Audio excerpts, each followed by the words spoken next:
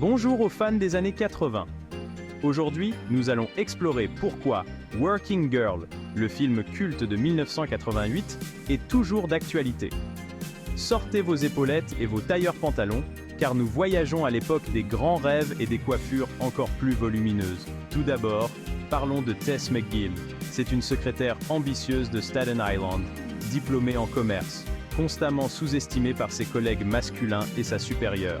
Ça vous rappelle quelqu'un, n'est-ce pas? Tess finit par avoir sa chance lorsqu'elle est promue assistante de Catharine Parker, mais elle réalise rapidement que Catharine prévoit de lui voler son idée d'entreprise. Lorsque Catharine se casse la jambe, Tess saisit sa chance. Elle utilise les contacts de sa patronne pour présenter elle-même son idée, transformant son apparence avec l'aide de son ami Sin pour s'intégrer au monde des affaires. Et c'est là qu'intervient Jack Trainer, un cadre séduisant qui non seulement l'aide dans cette affaire, mais devient également son amant. C'est un mélange de romance, d'ambition et d'une histoire de Cendrillon en entreprise. Mais tout n'est pas rose. Lors d'une réunion importante, Catharine démasque Tess. Cependant, le talent et la détermination de Tess ne passent pas inaperçus.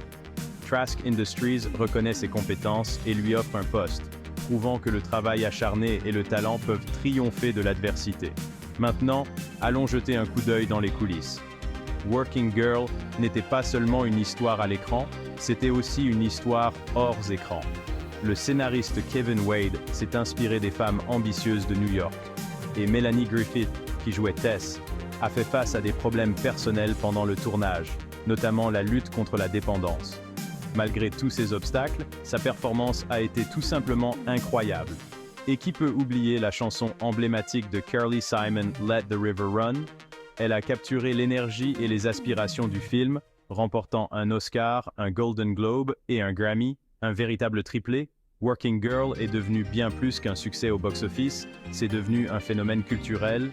Le film mettait en scène une femme brisant le plafond de verre dans un monde dominé par les hommes, ce qui a trouvé un écho auprès du public et de la critique. Le film a suscité des débats sur l'ambition, l'égalité des sexes et la poursuite des rêves.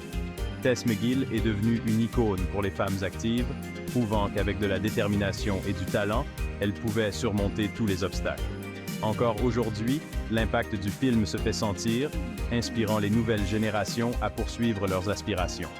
L'héritage de Working Girl est toujours vivant. Il y a eu une série télévisée de courte durée dans les années 90 et une adaptation musicale pour Broadway est actuellement en préparation. De plus, un remake serait en développement, preuve que l'histoire de Tess McGill est toujours d'actualité.